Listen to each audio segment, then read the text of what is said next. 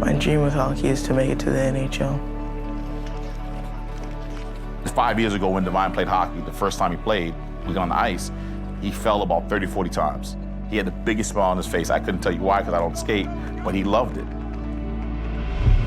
We were in a tournament and the game was close throughout the game. And then in the middle of the game, I started hearing the monkey noises. From outside the rink, you couldn't hear what they were saying, but you could see they were very, very aggressive. They started taunting us, and then people were getting mad at each other. The kids on the team were yelling back at the refs, yelling at the players. Closer to the end of the game, that's when the fight broke out. He mentioned, kids were mouthing off, and he told me at that point that kids were making monkey noises at him. And I said, to me, it was like, oh, well, no big deal. It's unfortunate, but that's happened before. When Divine shared what had happened with the team, all of the other players and the parents were very, very upset to hear that this was going on.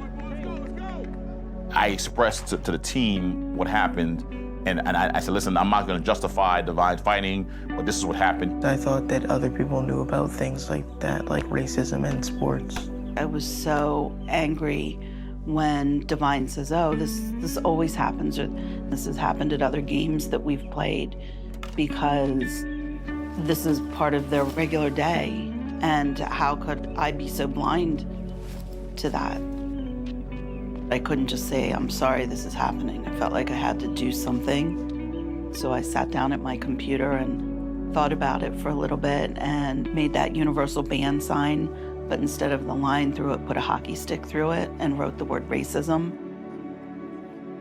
We decided to create a nonprofit, Players Against Hate, to try to initiate change in sports in general. I was shocked. It was a beautiful shock to see the team come together. It was like very refreshing. That was the first time my teammates stood up for me in that type of situation, and it made me realize that there were other people that actually cared other than my family and my dad.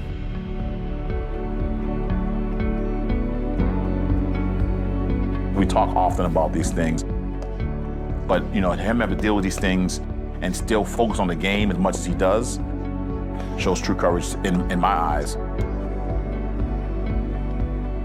He's told me that because we're playing in a sport that's not predominantly black, or there aren't a lot of black players in it, that something like this would happen. I mean, it's a harsh reality. All of the other players and their parents were immediately just, what can we do? How can we help? All the parents wear their buttons and the coaches wear their pins. And when we go out to a game, it's a united front. That's our mission. That's what we want to do, is stop the hate.